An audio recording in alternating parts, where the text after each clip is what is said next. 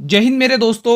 एक बार मैं फिर से आप सभी का स्वागत करता हूं आपके अपने परिवार शाक्या जी जीके क्लासेस में। साथियों, मैं लेके आया हूं आपके लिए आरपीएफ का प्रैक्टिस सेट 5वां जो मैथ का रहने वाला है। दोस्तों, इस क्लास के अंदर बहुत ही इंपॉर्टेंट क्वेश्चन दिखेंगे।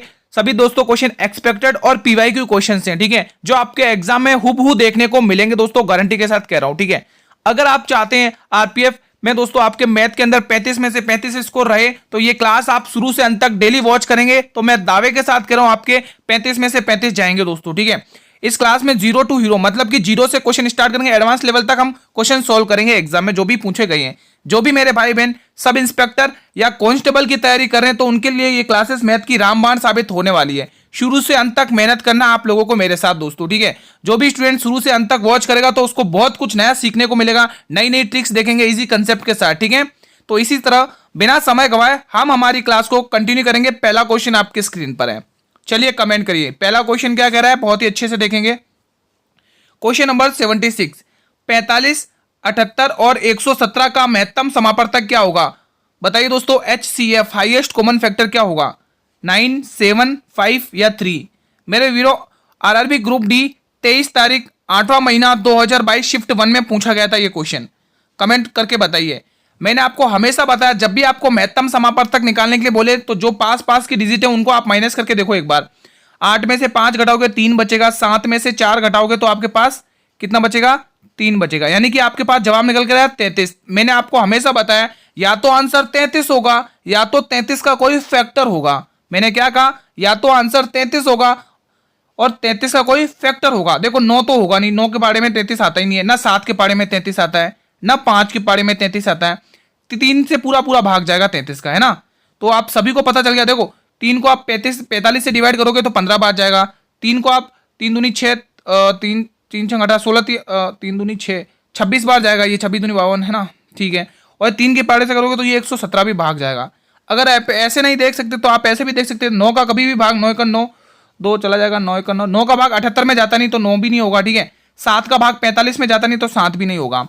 और 5 का भाग तभी जाएगा जब उसके जो इकाई अंक 0 या 5 होंगे, तो इसमें से कोई नहीं तो 5 कैंसिल हो गया, बचा क्या? 3। ऐसे भी आप देख सकते हैं, ठीक है। दोनों मेथड मैंने आपको बताया। अगला क्वेश्चन देखते हैं, आपकी स्क्रीन पर है। बस आपको शुरू से अंत तक वॉच करना। अगर आपको मैथ में अच्छा स्कोर करना अपना दोस्तों, ठीक है, तो आप क्लास को शुरू से अंत तक वॉच करेंगे। ये नहीं कि स्टार्टिंग के 1-2 क्वेश्चन देख दिए और क्लास को छोड़ दिया। दोस्तों, अधूरा ज्ञान कभी नहीं लेना है। दो संख्याओं का लैसे उनके मैसे का 114 गुना है। यदि लैसे पे और मैसे पे का योग 2300 है तो एक संख्या 380 है, तो आपको दूसरी संख्या ज्ञात कीजिए। बहुत ही प्यारा सा क्वेश्चन है, बहुत ही इंपॉर्टेंट क्वेश्चन है, एक्सपेक्टेड है, आ सकता है आपके एग्जाम में इस टाइप में। देखो उसने क्या कहा, एलसीएम और एचसीएफ, ठीक है। उसने ये कहा है कि जो एलसीएम है मैसे का 114 गुना है। मान लेते हैं कि हमारा एचसीएफ एक 1x है, तो इसका जो लैसे होगा 140x हो जाएगा, मतलब 114x हो जाएगा दोस्तों, ठीक है। समझ में आया? अच्छे से मैं लिख देता हूं इसको एक बार वापिस से, ठीक है। 114x हो जाएगा, 114x ये हो गया, ठीक है। यहां तक कोई दिक्कत नहीं, आगे बढ़ते हैं। अब आगे उसने क्या कहा, उसने एक लाइन कही है दोस्तों। उसने कहा है कि यदि लैसेपे और मैसेपे का योग 2300 है, यानी कि इन दोनों का योग 115x अपना योग कितना है? 115x। लेकिन उसने क्या कहा, नहीं 115 नहीं, 2300 है, यानी कि 115% की वैल्यू आपको दे रखी है 2300। तो आप लोग निकाल लो, इसकी वैल्यू निकाल के निकाल लो, एक्स का मान निकाल लो मेरे वीरों, एक्स का मान निकालो। गुरुजी एक्स का मान अगर हम निकालेंगे तो 2300 अपॉन 115 निकाल लो। इसका एक्स का मान कितना आ रहा है? 23 की टेबल से काट लो, 23 पंचे 115, 23 की टेबल से काटो 23 दाएं 230, ठीक है। 100 बचा, 5 की टेबल से काट लो, 5 दूनी, यानी कि एक्स का मान आपके पास 20 निकल कर आया। स्टूडेंट्स कितना आया? 20 निकल के आया। अब इस 20 को आप इस 114x से गुणा करिए। चलिए इसको भी 114x से गुणा करिए और यहां पर 20x को 20 से गुणा करिए, ठीक है। तो अब जब आप गुणा करेंगे तो कितना आएगा? एक बार 0 को साइड में करिए, 4 दूनी 8, 2 एकम 2 और 2 एकम 2, कितना आया? 2880। और यहां पर देखो कितना आया? 20, ठीक है। अब आपको क्वेश्चन क्या पूछ रहा है कि एक संख्या 380 है, आपको दूसरी संख्या ज्ञात करनी है। तो आपके पास एक संख्या तो आ गई 2228। आप सभी को पता है दो संख्याओं का गुणनफल उनके लैसे और मैसे के बराबर होता है ना, तो आप वही करिए। यहां पर ये दो संख्याओं का गुणनफल इन दो संख्याओं का गुणनफल उनके लैसे और मैसे के बराबर होता है। ये लैसे में से आपके आ गया। अब वो दो संख्या कौन सी है? एक तो आपको 380 मिल गई यहाँ पर, उसने क्वेश्चन ने खुद दी है, और एक आपको निकालनी है ना, वही पूछा उसने। चलो काट लो वैल्यू, 0 से 0 को काट लो, 2 एकम 2 और 2 की टेबल से काटोगे तो ये कितनी बार जाएगा मेरे वीरों? 19 बार जाएगा। और 19 से कम 19 और 19 की टेबल से ये काट लो, 19 से कम 19, 19 20 21 22 3 बचेगा, 19 19 दूनी 38, यानी कि 120 निकल कर आया। किस ऑप्शन में? 120। बहुत ही प्यारा सा क्वेश्चन था, इजी था, कोई दिक्कत नहीं थी दोस्तों। बस आपको ये ध्यान रखना था, जैसा उसने कहा मैंने वैसे ही किया, इससे बाहर कुछ नहीं करना है, ठीक है। आई होप कि आपको ये कंसेप्ट अच्छे से समझ में आया होगा। ना समझ में आया हो मेरे वीरों तो कमेंट बॉक्स ये आप लोगों के लिए बना हुआ है, बेझिझक होकर कमेंट करिए, बिना विदाउट हेजिटेशन मैं आपके कमेंट के रिप्लाई कर दूंगा। अगला क्वेश्चन, शुरू से अंत तक वॉच करोगे तो बहुत कुछ सीखने को मिलेगा। ये क्वेश्चन दोस्तों बताइए, ये पूरा रूट बना हुआ है दोस्तों, ठीक है। चलिए बताइए, क्वेश्चन 78 आपकी स्क्रीन पर है। क्या होने वाला है इस प्रश्न के लिए सही ऑप्शन? ये स्टूडेंट्स एनटीपीसी सीबीटी 2 में पूछा गया क्वेश्चन है। किसमें? सीबीटी 2 में 16 तारीख 6 महीना 2022 में पूछा गया क्वेश्चन है। बहुत ही प्यारा सा क्वेश्चन और हम इसे बहुत ही प्यारे तरीके से सॉल्व करेंगे। आप सभी को पता है, जब हम चलो मान लेते दोस्तों, अब 125 मतलब 12.5 को जब 8 से गुणा करोगे तो कितना आएगा? 100 आएगा। कितना आएगा? 100। कैसे आएगा? क्योंकि 12 × 96 96 होता है और 5 × 40 यानी 4 उधर से और 96 इधर से, तो 96 + 4 कितना हो गया? 100 हो गया। तो मेरे वीरों ये वैल्यू निकल कर आ गई आपके पास 100। गुणा में आगे क्या दे रखा? 1.44। तो आप सभी को पता है गुरुजी, जब भी ये गुणा में होता है, जब आप 100 को इससे गुणा करोगे तो ये वैल्यू दोनों निकल के आएंगी 144। कितना आएगा? 144। वो भी किसमें? रूट में। रूट में मेरे वीरों 144 निकल के आएगा, रूट में 144। और आप सभी भली बात जानते हैं कि ये 144 किसका रूट है गुरुजी? ये 144 12 का रूट है। तो आपका आंसर क्या आएगा मेरे वीरों? Option number A.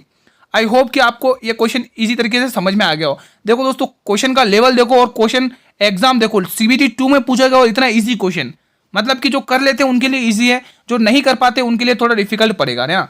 तो जिन बच्चों की मैथ वीक है और वो चाहते हैं कम समय में उनका अच्छा स्कोर रहे, तो ये क्लासेस आप लोगों के लिए शुरू से अंत तक वॉच करना दोस्तों। मैं गारंटी और दावे के साथ कह रहा हूं, आपको एग्जाम में अच्छा स्कोर होगा और हूबहू क्वेश्चन देखने को मिलेंगे।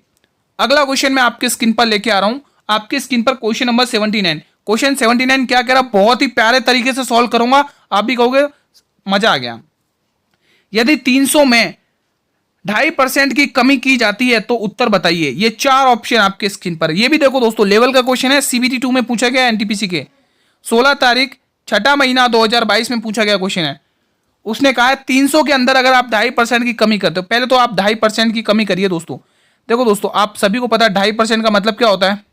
पहले दोस्तों आप इस 2.5% का फ्रैक्शन वैल्यू निकाल लेते हैं अपन, ठीक है। 2/5 अपॉन, देखो अब यहां पर मैं पॉइंट हटाऊंगा तो एक 0 लगेगा, ठीक है, गुणा अब 1/100 कर लीजिए। चलो कर लेते सॉल्व, इसे काट लो। 25 से कम 25, 25 चौके 100 यानी 10 चौके 40, यानी 1/40, 1/40, 1/40 करिए दोस्तों, 1/40। उसने क्या कहा है कि 2.5% की कमी हो जाती है यदि 300 में, यानी ये 40 की वैल्यू कितनी दे रखी है मेरे वीरों? आपको 300 दे रखी है। 40 की वैल्यू कितनी दे रखी है? और 300 वैल्यू आपको दे रखी है, यानी आपको इस 40 की वैल्यू दे रखी है। 40 की वैल्यू कितनी दे रखी है क्वेश्चन में? 300। और आपको एक कमी करनी है, यानी कि आपको 39 की वैल्यू निकालनी है ना। तो वही कर लो भाई, 300/40, 300/40 और गुणा में 39, ये वैल्यू निकाल लो, आपका आंसर आ जाएगा। चलो कर लो। 10 से 10 गया, 2 की टेबल से काटोगे 15 बार जाएगा और 2 की टेबल से काटोगे 2 बार जाएगा, ठीक है। अब 15 को 39 से गुणा कर लो। 15 कितना होता है दोस्तों? 15 135 होता है। 135 की 5 कैरी 13, ठीक है। 15 तिया 45, 45 और 13 कितना हुआ? 45 में 10 जोड़ो 55 होगा, 55 में 3 जोड़ो 58 होगा, ये 58। और नीचे क्या लिखा हुआ? 2 लिखा हुआ है, इससे भाग कर दो, आंसर आपका आ जाएगा। चलो कर लो। 2 दूनी 4, 2 दूनी 4, एक बचेगा, 2 9 18, 2 दूनी 4 और हाँ 192.5 आया दोस्तों, 192.5। 192.5 किस ऑप्शन में गुरुजी? 192.5 ऑप्शन नंबर ए में है दोस्तों। इसी मेथड से करना, बहुत ही इजी तरीके से क्वेश्चन सॉल्व हो जाएगा दोस्तों ये क्वेश्चन, ठीक है। इस पर बेस्ड आप लोग क्वेश्चन प्रैक्टिस कर लेना और अच्छे समझ में आ जाएगा। अगला क्वेश्चन आपके स्क्रीन पर है। हमारा अगला क्वेश्चन 80 है। क्वेश्चन क्या कह रहा है मेरे वीरों? ध्यान से पढ़ेंगे।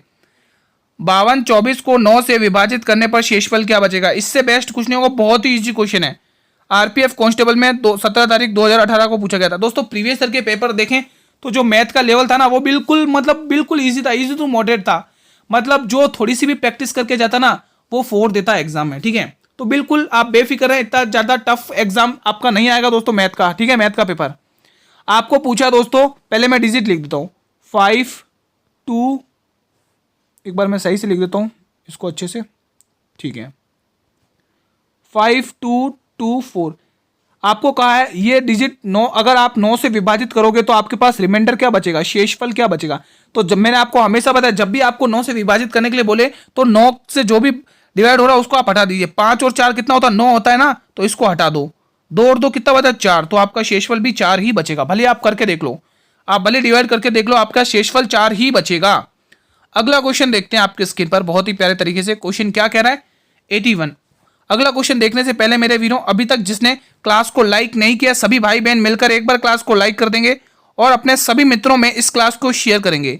शेयर जरूर करना साथियों, उन स्टूडेंट तक तो जरूर इस क्लास को शेयर करें जो आपके फ्रेंड्स हैं और वो चाहते हैं कि उनका अच्छा मैथ में रिवीजन हो जाए और मैथ में जिनकी तैयारी नहीं है तो वो भी स्ट्रांग हो जाए दोस्तों, ठीक है। तो उन स्टूडेंट तक तो जरूर शेयर करिएगा दोस्तों, ठीक है। अब बहुत ही प्यारा तरीका से क्वेश्चन को सॉल्व करते हैं। ये प्रॉफिट लॉस का बहुत ही इंपॉर्टेंट टाइप का क्वेश्चन है दोस्तों, ठीक है। तो इस टाइप को आपको बिल्कुल भी मिस नहीं करना है। बहुत सारे स्टूडेंट इस क्वेश्चन को गलत करते हैं लेकिन आपको गलत नहीं करना है।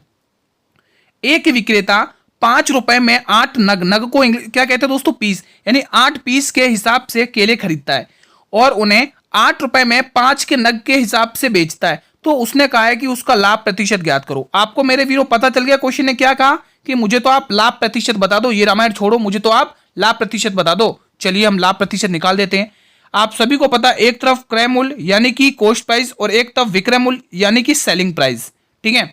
अब क्वेश्चन ने कहा वैसे ही करेंगे। और देखो इस क्वेश्चन को जब भी सॉल्व करो आप हमेशा ध्यान रखना रुपए में वस्तुओं का भाग दिया जाता है। मैं लिख देता हूं, हमेशा ध्यान रखना रुपए में वस्तु का भाग दिया जाता है, रुपए में वस्तु का भाग दिया जाता है, ऑलवेज ध्यान रखना, ठीक है। चलिए उसने कहा कि आप 5 रुपए में कितने 8 वस्तुएं खरीदी। मान लो 5 रुपए में हमने 8 वस्तु खरीदी, हम एक एग्जांपल लेके चलते, ठीक है। और हमने क्या किया 8 रुपए में 5 वस्तुएं खरीदी। जब भी इस प्रकार का क्वेश्चन आपको कुछ नहीं करना है मेरे लिए, क्रॉस मल्टीप्लाई करना है। 5 25, ठीक है, 8 बटे 64 यानी कि 64 और 25 का गैप निकालो। यार आप साफ साफ दिख रहा है कि गुरुजी मैं 25 रुपए की कोई चीज लेके आया था और मैंने मेरे फ्रेंड को 64 रुपए में बेच दी है। तो अब मैंने कहा कि आपको प्रॉफिट हुआ है, हाँ गुरुजी प्रॉफिट हुआ है। कितने रुपए का प्रॉफिट हुआ वो आप निकालो, 64 में से 25 घटा लो तो 14 में से 5 घटाओगे 9 के बराबर, 5 में से 2 घटाओगे 3 के बराबर। तो गुरुजी मुझे जो प्रॉफिट हुआ ओवरऑल, तो मुझे प्रॉफिट हुआ 39 रुपए का। अब मैंने आपको हमेशा बताया कि प्रॉफिट हो चाहे लॉस हो हमेशा किस पर निकलता है मेरे वीरों, क्रय मूल्य पर निकलता है। क्रय मूल्य कितना गुरुजी 25 है, तो गुणा क्या है गुरुजी 100% की वैल्यू हमें पूछा है क्योंकि हमें लाभ प्रतिशत पूछा है ना, तो प्रतिशत में करने के लिए 100 से गुणा तो करना ही पड़ेगा। चलो तो काट लो, वैल्यू टर्मिनेट कर लो। देखो अगर देखा जाए तो 25 से कम 25, 25 चौके 100, ठीक है। अब 39 को 4 से गुणा कर लो तो 9 चौके 36 निकाल लो, गुणा करके यहाँ पे कितना रहा है 9 चौके 36 का 6 कैरी 3, ठीक है। और 4 थिया 12, 12 और 3 15, यानी 156% का हमें प्रॉफिट हुआ है दोस्तों। तो किस ऑप्शन में मेरे वीरों 156%, ऑप्शन नंबर बी में। आई होप कि आपको अच्छे से समझ में आया होगा दोस्तों। ये प्रॉफिट और लॉस का बहुत ही इंपॉर्टेंट टाइप का क्वेश्चन है, लिख लो दोस्तों यहां पर इंपॉर्टेंट, बहुत ही इंपॉर्टेंट टाइप का क्वेश्चन है दोस्तों, ठीक है, बहुत ही इंपॉर्टेंट है। अक्सर बच्चे गलत करते हैं, आपको गलत नहीं करना। अगला क्वेश्चन, क्वेश्चन 82, रमेश को एक फोन बेचने पर 10% की हानि होती है। यदि उसने फोन को 1260 रुपए अधिक पर बेचा होता तो उसे 5% का लाभ होता। तो फोन का लागत मूल्य यानी कि क्रय मूल्य बता दो आप तो मुझे। बहुत ही प्यारा सा क्वेश्चन, मैंने कहा था ना आपको कि हम जीरो से एडवांस तक करेंगे। बहुत ही इंपॉर्टेंट टाइप्स को हम सॉल्व कर रहे हैं प्रॉफिट लॉस के, जो एग्जाम में पूछे जाते हैं सीधे। बताएंगे सभी भाई बहन, अगर जिसको भी इस प्रश्न का जवाब आता है। जिसने अभी तक क्लास को शेयर नहीं किया वो शेयर करके आ जाए एक बार जल्दी से। आप जिस भी प्लेटफॉर्म तक आपकी रीच है, चाहे फेसबुक हो, व्हाट्सअप, इंस्टाग्राम, टेलीग्राम, जिस भी प्लेटफॉर्म तक आपकी रीच है मेरे वीरों, वहां तक इस क्लास को शेयर करिए अपने मित्रों के साथ। आप भी पढ़िए और उन्हें भी शेयर करिए, उनका भी भला होगा, ठीक है।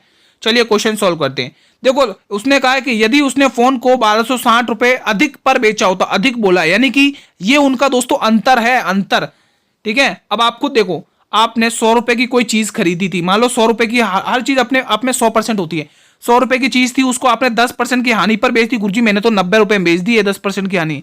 10% हानि का मतलब क्या होता है साथियों, कि इसको आपने 9 रुपए में बेच दी, 90 रुपए में बेच दी। फिर अगर आप उसे 5% लाभ होता, उसने क्या बोला, तो उसे 5% का लाभ होता, यानी कि आप कोई चीज 100 रुपए, अब आप उसको कितने बेच रहे हो, 105 रुपए में। कितने में मेरे वीरों, 105 रुपए में। 5% का लाभ का मतलब हमें 5 प्लस करना है, 10% हानि का मतलब 100 में से 10% माइनस करना है, ठीक है।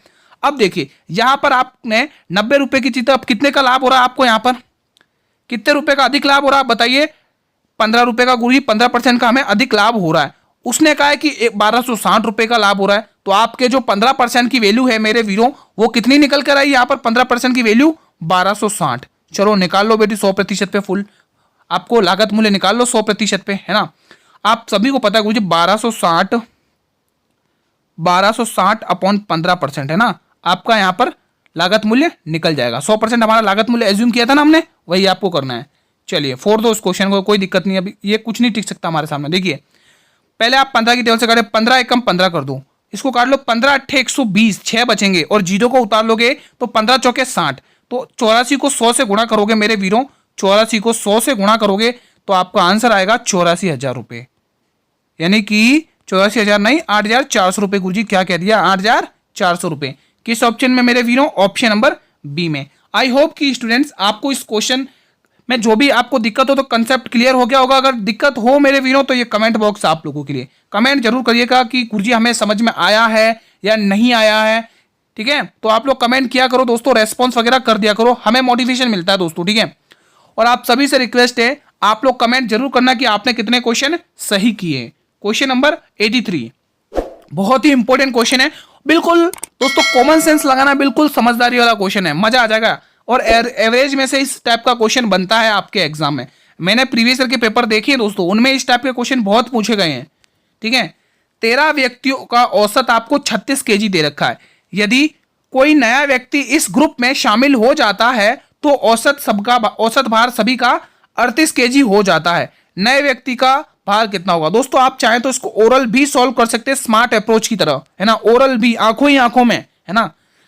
पहले तो मैं आपको पूरा बेसिक बताऊंगा। देखो 13 व्यक्ति बना लो, 13 व्यक्ति, 7 मत समझना, ये 1 है, बहुत सारे 7 समझ लेंगे, ठीक है। ये 13 व्यक्ति बना लो, ये 1, ठीक है, 1 2 ऐसे करके दोस्तों, ऐसे ऐसे करके दोस्तों यहाँ पे आपके ये 13 व्यक्ति थे, ठीक है। इन 13 व्यक्ति सभी का औसत दोस्तों कितना था, पहले मैं पूरा बेसिक बता रहा हूँ। सभी का औसत 36 था, यहाँ पर भी 36 था, इसका भी 36 किलो था, इसका भी 36 किलो भार था और इसका भी 36 किलो भार था। अब आगे उसने नई लाइन जोड़ दी, क्या बोला, यदि कोई नया व्यक्ति इस समूह में शामिल हो जाए, चलो नए व्यक्ति कौन सा हो गया, 14वां नंबर का, ठीक है, शामिल कर दिया, तो औसत भार 38 हो जाता है।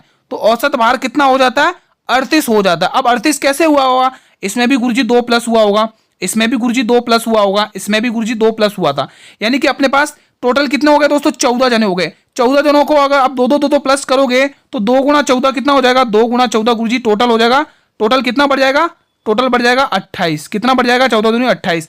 अब औसत भार हो कितना जाता है दोस्तों, 38 केजी हो जाता है, यानी कि पहले अभी 38 केजी हो गया और बढ़ कितना गया, 28 केजी। 8 और 8 16 की 6 कैरी 1, 3 2 5 और 1, कुछ मिस्टेक हुआ है क्या, 38, रुको, 14 दूनी 28, 38 किलो हो जाता है, 8 और 16 कोरी 1, 3 2 5 6, 66, हाँ ठीक है, 3 2 5 और 6, तो कितना आंसर आया हमारा, 66 केजी हो जाता है दोस्तों। अब आप इसको ओरल भी सॉल्व कर सकते थे, कैसे, आपको क्वेश्चन ने कहा है कि 13 व्यक्तियों का औसत 36 केजी है, मतलब 36 किलो है, तो कोई नया व्यक्ति जुड़ जाता है तो औसत 38 केजी हो जाता है। अब आप खुद दिमाग लगाइए, नया व्यक्ति कौन सा जुड़ेगा, 14वां व्यक्ति जुड़ेगा। जैसे ही 14वां व्यक्ति जुड़ता है तो सभी का औसत कितना हो जाता है, 2 2 2 बढ़ जाता है, तो आपको 14 गुणा 2 करना 28 हो गया, 38 और 28 को प्लस करना, ओरली आंसर आ जाएगा, है ना। ये उन स्टूडेंट्स के लिए है दोस्तों जो बिगनर्स हैं, बिल्कुल जीरो से स्टार्ट कर रहे हैं, ठीक है। तो मेरे लिए सभी स्टूडेंट्स इक्वल है, तो मैं उसी हिसाब से कराऊंगा दोस्तों, ठीक है। और आपको हर क्वेश्चन में इंपॉर्टेंट और स्मार्ट अप्रोच भी बताऊंगा। अगला क्वेश्चन, आई होप कि आपको अच्छे से क्लास समझ में आ रही हो, ठीक है। ये बहुत ही इंपॉर्टेंट टाइप का क्वेश्चन है, मैंने कहा था ना इजी टू हाई लेवल तक चलेंगे, इंपॉर्टेंट क्वेश्चन सॉल्व करेंगे जो भी बनते हैं एग्जाम में। बहुत ही शानदार मिक्सर एंड एलिगेशन का क्वेश्चन है। 2 प्रकार के पीतल में तांबा और जस्ता का अनुपात 8 और 3 और 15 और 7 के अनुपात में है। यदि 2 प्रकार के पीतल पिघले 5 और 2 में के अनुपात में मिश्रित हो जाते पिघल कर, अगर ये दो प्रकार के पीतल पिघल कर 5 और 2 के अनुपात में मिल जाते हैं तो इस नए प्रकार के पीतल में कॉपर से जस्ते का, क्या बोला उसने, कॉपर से जस्ते का अनुपात क्या होगा। बहुत ही इंपॉर्टेंट टाइप का क्वेश्चन है दोस्तों, ठीक है। तो एक तरफ तो लिखो आप तांबा, तांबे को मैं टी से डिनोट कर रहा हूं, जस्ते को मैं जे से डिनोट कर रहा हूं, ठीक है। चलिए उसने क्या कहा है, तांबा कितना है 8 और जस्ता कितना 3 के अनुपात में। ये अनुपात कितना हो रहा है भाई, 15 और 7 हो रहा है, 15 और 7 हो रहा है, 15 और 7 हो रहा है, ठीक है। उसने ये कहा है दोस्तों, इस अनुपात को दोस्तों इसके अंदर जब पीतल के को पिघलाकर 5 और 2 के अनुपात में मिश्रित किया जाता है तो इसका पीतल में कॉपर से जस्ते का अनुपात क्या। जब भी ऐसा क्वेश्चन है हमेशा ध्यान रखो, पहले इसका अंतर बराबर करना। आपको क्या करना है, हमेशा दिमाग में बिठा लो, सबसे पहले मुझे इसका अंतर बराबर करना। 8 और 3 11 हो रहा है, ये भी 15 और 7 कितना हो रहा है, 22 हो रहा है। अब आप खुद दिमाग लगाइए, ये 22 है और ये 11 है, क्या यहाँ पर अंतर बराबर हो रहा है, बात तो बिल्कुल नहीं बन रही है। तो इसको भी बराबर करो 2 से गुणा करके, ठीक है, ठीक है, इसको भी 2 से गुणा करके बराबर करो दोस्तों, ठीक है। अब देखो 2 से बराबर तो हम कर लेंगे। अब देखो हमारा अंतर बराबर हो गया, लेकिन उसने कहा है कि जो कॉपर है वो 5% मतलब मिलाना चाहिए, तो कॉपर यहाँ पे 5% मिलाओ। और इसमें जो जस्ता बताया उसने वो 2, तो 2 से यहाँ पर मिलाओ, 2 से मिलाओ, ठीक है, यहाँ पर 2 से मिलाओ, ऐसे बताया उसने। अब क्या करना है दोस्तों, अब ध्यान से सुनना आपको, ठीक है, ध्यान से सुनना है। अब देखो दोस्तों 5 दूनी 10, यानी कि अपन को पता चल गया यहाँ पे टी और यहाँ पे जे, ठीक है, यहाँ पर टी और यहाँ पे जे। देखो 5 दूनी 10, ठीक है। अब आपको पता है यहाँ पर चल जाएगा कि तांबा कितना, 10 8 80, तो यहाँ पे तांबा कितना भाई 80 है, जस्ता निकाल लो। 10 तिया 30, तो यहाँ पे जस्ता कितना 30 है, ठीक है। यहाँ पर भी ऐसे ही कर लो, 15 दूनी 30, यहाँ पर तांबा कितना 30 है। जब क्वांटिटी सेम हो जाए तभी तो हम ऐड करेंगे ना, ठीक है। अंतर ही जब समान नहीं होगा तो हम कैसे जोड़ दें, को कैसे अनुपात बता लें। और 2 7 14, तो यहाँ पर 14 करो। अब इसको आप ऐड कर लो, ऐड कर लो मेरे वीरों। 8 और 3 11, यानी कि 110, 30 40 44, यहाँ 44। अब इसको काट लो, अनुपात में इसको बना लो, अनुपात की फॉर्म में इसको बना लो। इसको काट लो, 5 की टेबल से काटोगे 55 बार, 2 की टेबल से काटोगे 55 बार जाएगा, 2 की टेबल से काटोगे 22 बार जाएगा। अब कुछ कट रहा है क्या, देख लो, 30 40 44, अब कुछ कट रहा है देख लो। हाँ 11 की टेबल से कट रहा है, 11 की टेबल से काट लो दोस्तों।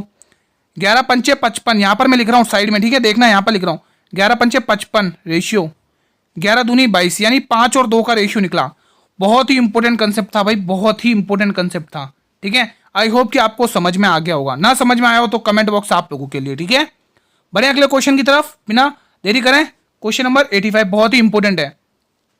राम 10 घंटे में एक यात्रा पूरी करता है, वही आधी दूरी 30 किलोमीटर की चाल से तय करता है और शेष यानी बची हुई आधी दूरी 70 किलोमीटर की चाल से तय करता है। तो यात्रा की कुल दूरी ज्ञात करना है। बहुत ही इंपॉर्टेंट क्वेश्चन है। चलो मैं आपको इसको मतलब लाइन पे समझाता हूँ ना, लाइन पे समझाता हूँ, यहाँ पे समझाता हूँ, बहुत ही अच्छे से समझेंगे हम, ठीक है। चलिए यहाँ से हम समझते हैं।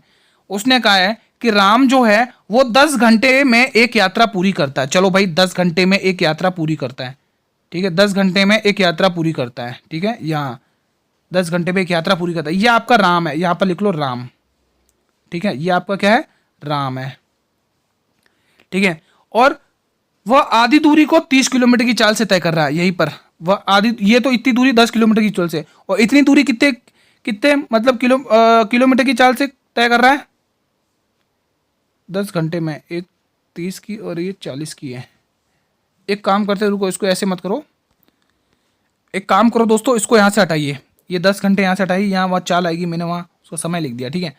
अब ध्यान से सुनना, ठीक है। राम ने क्या किया, राम आधी दूरी को तो 30 किलोमीटर की चाल से तय करता है, चलो हम आधी दूरी उसको 30 किलोमीटर की चाल से तय करवाते हैं, ठीक है। अब जो शेष दूरी है वो उसको 70 किलोमीटर की चाल में की दूरी तय करनी है, ठीक है। जो शेष दूरी वो कितने की चाल से कर रहा है, 70 किलोमीटर की चाल से टिक कर रहा है दोस्तों, ठीक है। अब देखो दोस्तों, आपको टोटल दूरी क्या लेनी है दोस्तों, यहाँ पर ध्यान रखना, आपको टोटल दूरी वो लेनी है, वो एलसीएम लेना जो इन दोनों को काट सके। तो 7 या 21 यानी 210 इनकी टोटल दूरी हो गई, ठीक है। सॉरी 420 इनकी क्या होगी मेरे वीरों, टोटल दूरी होगी कितनी, 420 इनकी 7 छंग 42, 420, हाँ, ठीक है। अब यहां का इसका आधा कर लो। देखो एलसीएम आप कुछ भी लो, कहने का मतलब ये है कि ये दो वैल्यू उससे कटनी चाहिए, बस। एलसीएम आप कुछ भी लो, आपकी ये जो टोटल दूरी निकल गई। अब उसने कहा है कि वो आधी दूरी 30 किलोमीटर की चाल से तय करता है, तो आप 420 का आधा करिए, 210 किलोमीटर हो जाएगा। कितना हो जाएगा, 210, यानी कि 210 किलोमीटर तो वो 30 की चाल से तय करता है, और बची हुई 210 वो 70 की चाल से तय करता है। तो क्या आप इसका समय नहीं निकाल सकते? समय नहीं निकाल सकते? हाँ बिल्कुल, समय क्या होता है? दूरी बट्टे चाल होता है। तो दूरी ये रही, चाल ये रहा, है ना। तो समय निकाल लो। समय कैसे निकालते हैं? मैं यहाँ पे समय का फॉर्मूला लिख देता हूँ, है ना। बहुत सारे सोचेंगे ये एकदम से कैसे कर दिया। समय समय आपका कैसे निकलता है? आप सभी को पता है, दूरी बट्टे चाल होती है, ठीक है। ये आपका समय का फॉर्मूला होता है, ठीक है। तो कर लो। देखो दूरी, टोटल दूरी कितनी है आपकी? 210 यहां पर है, 210 यहां पर, टोटल दूरी हमारी 420 है। 420 की हमारी दूरी है। टोटल समय, टोटल चाल कितनी है आपकी? 30। हाँ, यहां से आप घंटे निकाल लो। तीनों सतह 21, यानी 0 से 0 काट लो, 7 घंटे आपको यहां पर लगेंगे, ठीक है। यहां पर घंटे निकालने भूल गए, यहां से निकालो, 0 से 0 कालो, 7 या 3 घंटे आपके यहां निकलेंगे। यहां पर अपन को, रुको यार, एक काम करते हैं इसमें दोस्तों, आपको चाल निकलवा रहा है। मैं क्या करवा रहा हूं, एक काम करो, चाल निकालो इसकी। मेरे यहां पर चाल निकालो, चाल का फॉर्मूला लगाओ, चाल निकाल लो, ठीक है। तो यहाँ पे आपको ये तो पता चल गया ये 7 घंटे कैसे आया, मैंने इसको इससे डिवाइड किया। ये यहाँ पर भी 3 घंटे कैसे आया, मैंने इसको भी इससे डिवाइड किया, ठीक है। यहाँ पर आप चाल निकालो। चाल क्या होती है हमारी, ब्लैक से लिख देता हूँ, यहाँ से चाल निकालो। चाल निकालो, एक बार मैं वापस समझाऊंगा, कोई दिक्कत नहीं, एक बार लिख लो। चाल क्या होती है? दूरी बट्टे टोटल समय, ठीक है। समय, तो आपको आपकी दूरी तो पता चल गई 420 है, और टोटल समय, समय कितना है? 7 घंटे यहाँ लग रहे, 3 घंटे यहाँ लग रहे, टोटल 10 हो गया, ठीक है। 0 से 0 काटोगे, एक काम करते हो दोस्तों, आपको खाली कुल दूरी पूछा है ना, तो हम इतना मतलब रामायण क्यों कर रहे हैं? तो इससे बढ़िया हम ऐसे करते हैं, देखो कुल दूरी पूछे ना उसने हमें, आप कुल दूरी आपके सामने क्वेश्चन में ही दे रखी है, आंसर में ही दे रखा है, देखो हमने निकाल चुके हैं, देखो ये रहा। हाँ ठीक है, ठीक है। यहाँ पर देखो 210 ये रही, 210 ये रही, कुल दूरी मतलब 2 बार दूरी तय करी, यानी 2 गुणा 210, 21 दूनी 42, और आपकी कुल दूरी मैंने आपको पहले लिखवा दी वहां पर, ये 420, आपका आंसर 420 आएगा। उसने कुल दूरी पूछा है ना, तो बिल्कुल 420 आएगा, ठीक है। तो एक बार वापस समझा देता हूं, यहां से यहां तक हमने एक लाइन खींची, ठीक है। पहले वो 30 किलोमीटर की चाल से यात्रा कर रहा है, हमने 30 किलोमीटर की चाल से यात्रा करवाई उसको, ठीक है। फिर वो कह रहा है कि शेष दूरी को हम 70 किलोमीटर की यात्रा चाल से करेंगे, तो हमने 70 किलोमीटर की चाल से यात्रा कराई। अब हमें देखो क्वेश्चन है पूछा कुल यात्रा की दूरी निकालना है, तो आपको एलसीएम वो लेना है जो इन दोनों को विभाजित कर दे, ठीक है। यहां पर हमने एलसीएम 420 लिया, इनकी कुल दूरी 420 ली, तो आधी दूरी देखो, आधी दूरी यहां पर हो रही है, और बची हुई दूरी वो 210 की कर रहा है। तो अब हमने क्या किया, हमें क्वेश्चन है कुल दूरी पूछा है, तो हमने कुल दूरी निकाल दी 420, जो हमने पहले ही निकाल दी, ठीक है। क्योंकि हमें देखो 2 यात्रा, एक तो ये यात्रा हुई और एक दो तरीके से हुई है, तो 2 को 210 से गुणा किया, 420 हमारी कुल दूरी निकल कर आ गई है, पहले ही हमने निकाल दी थी, ठीक है। आप इस मेथड से करिए, जल्दी हो जाएगा। चलिए अगला क्वेश्चन, क्वेश्चन नंबर 86। एक दुकानदार एक उत्पाद को 729 में बेचकर उस पर 12.5% का लाभ कमाता। 2 तरीके से कर सकते हैं, बेसिक से भी और स्मार्ट अप्रोच से भी इस क्वेश्चन को। उस वस्तु के क्रय मूल्य का आधा, उसने क्या कहा, क्रय मूल्य का आधा कितने के बराबर है। ये लाइन बच्चों को कंफ्यूज करती है ये वाली, लेकिन आपको कंफ्यूज नहीं होना है, मैं आपको पूरा बेसिक से बताऊंगा, उसके बाद अगर आप चाहते तो मैं इसको स्मार्ट अप्रोच से भी बता दूंगा, ठीक है। ये दोस्तों आरपीएफ सब इंस्पेक्टर 24 तारीख 12 महीना 2018 शिफ्ट 1 में पूछा गया था, सब इंस्पेक्टर में पूछा गया क्वेश्चन है। तो मैं पहले तो आपको बिल्कुल देखो, बेसिक तो बिल्कुल इजी है दोस्तों। आप पहले तो आप सबसे पहले इसकी फ्रैक्शन वैल्यू आपको पता होंगी, 12.5%, 12.5% की जो फ्रैक्शन वैल्यू मेरे वीरों होती है वो 1/8 होती है। कितनी होती है? 1/8 होती है, ठीक है। अब आप सभी को पता है गुरुजी, एक तरफ क्रय मूल्य होता है, कॉस्ट प्राइस होता है, और एक तरफ विक्रय मूल्य यानी कि सेलिंग प्राइस होता है। आप सभी को पता है गुरुजी, हमने 8 रुपए की, ये दोस्तों क्रय मूल्य होता है, और ये दोस्तों उसमें प्रॉफिट होता है, ठीक है। अगर मान लो यहाँ पर लॉस होता तो ये -1 क्या होता है, आपके हानि होती। अभी यहाँ पे प्रॉफिट बोला तो ये 1 क्या आपका प्रॉफिट है। तो आप खुद दिमाग लगाओ गुरुजी, मैं 8 रुपए का सामान लेके आया था। कितने रुपए का सामान लेके आए थे स्टूडेंट्स? आप सभी 8 रुपए का सामान लेकर आए थे, उस पर 1 रुपए के प्रॉफिट पर बेच दिया 9 रुपए में। हमारा विक्रय मूल्य कितना आया? 9 रुपए। लेकिन वो क्या कह रहा है, हमारा विक्रय मूल्य 729 है, तो इस 9 की वैल्यू 729 है। तो काट लो, कितने गुना हो रही है यहाँ पर देखो तो, 9 8 72 और 90 90 81। उसने पूछा क्या है? 90 90 81। तो आप लोग क्रय मूल्य को अपना, ये आ गया, आप क्रय मूल्य को 81 से गुणा कर लो, तो 1 से गुणा कर लो, कितना आएगा? कर लो, 8 1 8 और 8 8 64। बहुत ही इजी तरीके से सोल्व करेंगे। उसने, आप इस लाइन का मतलब समझो, उसने क्या कहा, उसने कहा है उस वस्तु के क्रय मूल्य यानी क्रय मूल्य का आधा, इसका आधा आपको साफ साफ नजर आ रहा है गुरुजी। 2 तिया 6, 2 दूनी 4 और 2 चौके 8, 324। 324 किस ऑप्शन में? बिल्कुल डी ऑप्शन में। तो इजी था, इसमें कोई दिक्कत की बात नहीं थी। अगला क्वेश्चन आपकी स्क्रीन पर, क्वेश्चन नंबर 87, बहुत ही प्यारा सा क्वेश्चन है। 10% और 20% की दो क्रमागत छूट के बाद एक वस्तु का विक्रय मूल्य 2268 है। यदि वस्तु का क्रय मूल्य बाजार मूल्य का 50% है तो उसका क्रय मूल्य ज्ञात कीजिए। दोस्तों बाजार मूल्य जब भी आपको बोलेगा तो हमेशा याद रखना वो अंकित मूल्य की बात कर रहा है, ठीक है। आरपीएफ सब इंस्पेक्टर 29 तारीख 3रा महीना 2019 शिफ्ट 2 में पूछा गया था। चलिए इसको सॉल्व करते हैं।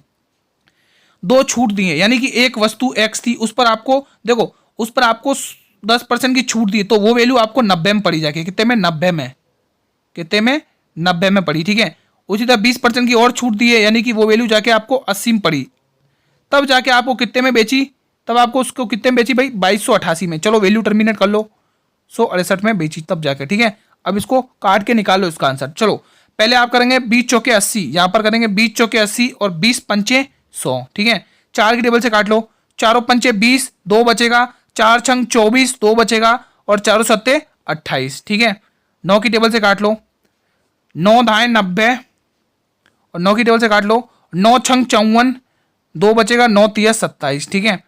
और 10 से 10 काट लो, 10 दाएं 100, ये कितना हो गया? 10 गुणा 5 50, 50 को आपको 63 से गुणा करना है। ये कितना हो गया? 50, 50 को आपको इस 63 से गुणा करना है। 50 को 63 से गुणा कर लो, यहां से मैं हटा देता हूं, ठीक है। 50 को आपको 63 से गुणा करना है। चलो गुणा कर लो भाई, तो 0 को एक बार साइड में रख दो। 5 या 15 की 5 कैरी 1, ठीक है। और 6 पंजे 30, 30 और 1 31, यानी कि 3115 आया। ये आपके क्या आया? अंकित मूल्य आया। क्या आया मेरे वीरो? अंकित मूल्य आया। अभी अपन ने क्या निकाला? अंकित मूल्य ही तो निकाला। ये आपके अंकित मूल्य आ गया। क्या आ गया? एमआरपी आ गई, ठीक है। अब आप सभी को पता है एक तरफ आपका क्रय मूल्य होता है और दूसरी तरफ आपका अंकित मूल्य होता है। उसने क्या कहा है? उसने कहा है कि उसने ये कहा है दोस्तों कि आपको जो यदि वस्तु का क्रय मूल्य बाजार मूल्य से 50% अधिक हो, और यहां पर मैं 50% की फ्रैक्शन वैल्यू लिख रहा हूं। 50% की फ्रैक्शन वैल्यू 1/2 होती है, यानी कि अगर आपका 2 रुपए क्रय अंकित मूल्य है तो 1 रुपए क्या होगा? क्रय मूल्य होगा। उसका कहने का मतलब यही तो है कि वस्तु का जो बाजार मूल्य यानी कि अंकित मूल्य क्रय मूल्य अंकित मूल्य का 50% है। अंकित मूल्य का 50% है, बिल्कुल 50% बना लिया। हमारा अंकित मूल्य यहाँ 2 आया, लेकिन उसने क्या निकाला? 315 रुपए निकाला। कितने ने? 315, 3150 रुपए निकाला। चलो उसको 2 से काट लो, कितनी बार जाएगा? 2 एकम 2, 1 बचेगा, 2 पंचे 10, 1 बचेगा, 2 सत्ते 14, 1 बचेगा, 2 पंचे 5, यानी 1575 रुपए आया आपका ओवरऑल आंसर। किस ऑप्शन में? 1575, ऑप्शन नंबर ए में। आई होप कि आपको कंसेप्ट समझ में आया होगा। कमेंट कर दीजिएगा ना आया हो तो, ठीक है। अगला क्वेश्चन 88 क्वेश्चन, यदि 200 पुरुष किसी भवन का निर्माण 1024 दिन में कर सकते हैं तो उसी भवन का निर्माण 256 दिन में करने के लिए कितने पुरुष की आवश्यकता होगी?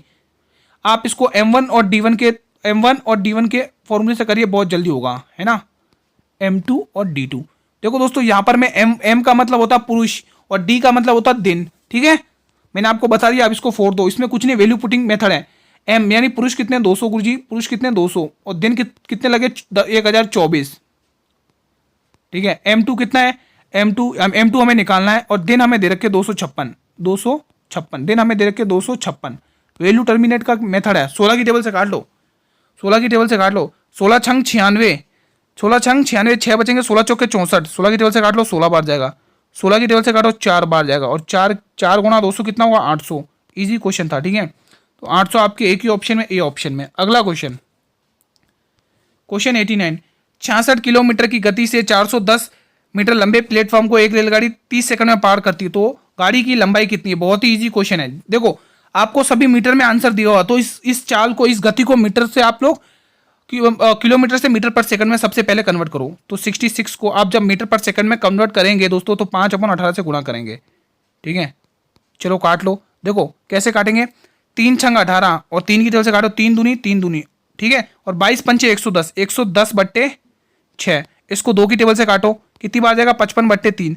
तो आपको गति पता चल गई क्या होगा, ठीक है। अब रेलगाड़ी की लंबाई निकालनी है दोस्तों, रेलगाड़ी की लंबाई निकालनी है। अब देखो प्लेटफॉर्म को पार कर रही है तो हमेशा ध्यान रखना, अगर कोई रेलगाड़ी प्लेटफॉर्म को पार करेगी तो अपनी लंबाई और उस प्लेटफॉर्म की लंबाई दोनों को पार करेगी, ठीक है, ध्यान रखना दोस्तों। तो देखो आप सभी को पता है रेलगाड़ी की लंबाई कितनी 410 और प्लेटफॉर्म की लंबाई हमें y मान ली। प्लेटफॉर्म की लंबाई हमने कितनी मान ली y मान ली। उसको देखो दूरी अपॉन अपन क्या नीचे लिख रहे 4 लिख रहे थे, यानी कि हमारी स्पीड निकल रही है। स्पीड क्या होती है डिस्टेंस अपॉन समय क्या होता है दूरी अपॉन चाल होता है ना। तो यहाँ पर आपको देखो अगर मैं डायरेक्ट ऊपर 3 लिख दूँ तो आपको समझ में नहीं आएगा। अगर मैं नीचे 55/3 करके ये 3 तो देखो ऊपर आएगा तो मैं ऊपर ही लिख दूँ, नीचे से हटा दूँ यहाँ से, है ना, ताकि आप कंफ्यूज ना हो। ठीक है, तो ये 55 क्या आ जाएगा भाई, ऊपर आ जाएगा, ये ऊपर आ गया 3। ठीक है, चलो अब इसको काट लो और आंसर निकाल लो। और यहाँ पे हमें जो 30 सेकंड पूछा वो आप अपना यहाँ लिख लो। समझ में आया दोस्तों, हमने यहाँ किसका फॉर्मूला लगाया, समय का फॉर्मूला लगाया। समय कैसे निकालते हैं, दूरी बट्टे चाल करके। लिख देता हूँ, बहुत से कंफ्यूज हो गए, ये कहाँ से लिख दिया, मैं एक बार लिख देता हूँ। समय कैसे निकालते हैं, दूरी बट्टे चाल से। यहाँ लिख लो, समय का फॉर्मूला लिख लो। समय कैसे निकालते हैं आप सभी स्टूडेंट, टाइम कैसे निकालते हैं, दूरी बट्टे चाल करके। दूरी बट्टे, पेन ही नहीं चल रहा, दूरी बट्टे चाल करके। ठीक है, मैंने शॉर्ट जल्दी लिख दिया तो सब सोच रहे होंगे कहाँ से लिख दिया। ठीक है, तो ध्यान रखना। ठीक है, अब वैल्यू टर्मिनेट कर लो। देखो 3 के टेबल से काट लो, ये 10 बार जाएगा। ठीक है, और 55 जब इससे गुणा होगा तब 510 बन जाएगा। ठीक है, तो ये कुछ अब ऐसा दिखेगा, अगले पेज पर लिख लेते। ये कुछ अब ऐसा दिखेगा, 510 बराबर 410 प्लस वाई। ठीक है, अब ये प्लस का इधर आके माइनस में आ जाएगा, तो अब ये कुछ ऐसा दिखेगा, 510 410 माइनस करना है। ठीक है, ये 0, ठीक है, और ये भी 0, और 5 में से 4 गए, रुको 510 तो 555 है ना यार, मैं भी क्या लिख रहा हूँ, 555 है यहाँ पर, 555 है साथियों। 555 करिए, यहाँ पर 555 कर लो। ठीक है, यहाँ पर कितना है भाई, 555 है, यहाँ पर 555 है। ठीक है, यहाँ पे 555 है, 550। ठीक है, चलो 550 है। अब सॉल्व करो, 550 माइनस 410, आंसर आपके सामने है। ठीक है, 140 कितना है, 140 मीटर लंबी है। ठीक है, कितनी है रेलगाड़ी लंबी, 140 मीटर। कितना आंसर हमारा, 140। किस ऑप्शन में है, ऑप्शन नंबर ए में। अंतिम प्रश्न देख लेते क्लास का, क्वेश्चन नंबर 96। 46 सेंटीमीटर वाले समबाहु त्रिभुज का क्षेत्रफल ज्ञात करिए। आज थोड़ी क्लास लंबी हो गई, चलिए कोई बात नहीं। समबाहु त्रिभुज का क्षेत्रफल कितना होता है, समबाहु त्रिभुज का क्षेत्रफल कितना होता है दोस्तों, आप सभी को पता है, √3/4 ए का स्क्वायर, यानी कि भुजा का स्क्वायर। ठीक है, तो √3/4 लिख लो, √3/4 लिखो, √3/4 गुणा भुजा कितनी है 46 गुणा 46, 46 गुणा 46, काट लो वैल्यू। 2 दूनी 4, 2 दूनी 4, 2 तिया 6, 2 की टेबल से काट लो, 2 दूनी 4, 2 तिया 6, और 23 का स्क्वायर कितना होता है, 529 होता है। कितना आएगा, 529 √3, 529 √3। किस ऑप्शन में, 529 √3, ऑप्शन नंबर बी। तो फ्रेंड्स क्लास कैसी लगी कमेंट करके जरूर बताइएगा दोस्तों, आपको ये क्लास कैसी लगी। ठीक है, अगर मेरे वीरों ये क्लास आपको अच्छी लगी तो सभी भाई बहन एक बार इस क्लास को लाइक कर देंगे और अपने मित्रों में इस क्लास को शेयर कर देंगे थोड़ा। ठीक है दोस्तों, क्लास को शेयर करना ना भूलेंगे दोस्तों, आपके सभी मित्रों के साथ क्लास को शेयर करेंगे। ठीक है, डेली मेहनत करिए दोस्तों, शुरू से अंत तक वॉच करिए क्लास को, सिलेक्शन पक्का होगा, गारंटी के साथ है दोस्तों। ठीक है, फ्री पीडीएफ चाहिए इस क्लास की तो टेलीग्राम ग्रुप को ज्वाइन कर लो, लिंक आपको वीडियो के डिस्क्रिप्शन बॉक्स में मिल जाएगा। टेलीग्राम पर भी चैनल पर भी पहली बार विजिट करें तो चैनल को भी सब्सक्राइब कर लेना और बेल नोटिफिकेशन को प्रेस कर लेना, ताकि मैं जब भी नई क्लास लेके आऊं तो यूट्यूब सबसे पहले नोटिफिकेशन आपको ही भेजेगा। आपने आज की क्लास में कितने क्वेश्चन सही किए कमेंट बॉक्स में बताइए दोस्तों। ठीक है, आप लोग कमेंट करिए। क्लास का टाइम साथियों डेली 8 PM में आपके लिए डेली मैथ के पहले हमने जीके जीएस अच्छे से कवर करी। ठीक है, और अभी मैथ की क्लासेस चालू हो गई दोस्तों। ठीक है, रीजनिंग की भी चालू करेंगे, तो जो भी स्टूडेंट मैथ में वीक है तो वो अपनी मैथ यहाँ से कवर कर सकते हैं। कल इसी टाइम पर मिलेंगे 8 PM के साथ एक और नए प्रैक्टिस सेट के साथ, एक और नए जोश के साथ। तब तक मेरे वीरों जय हिंद जय भारत।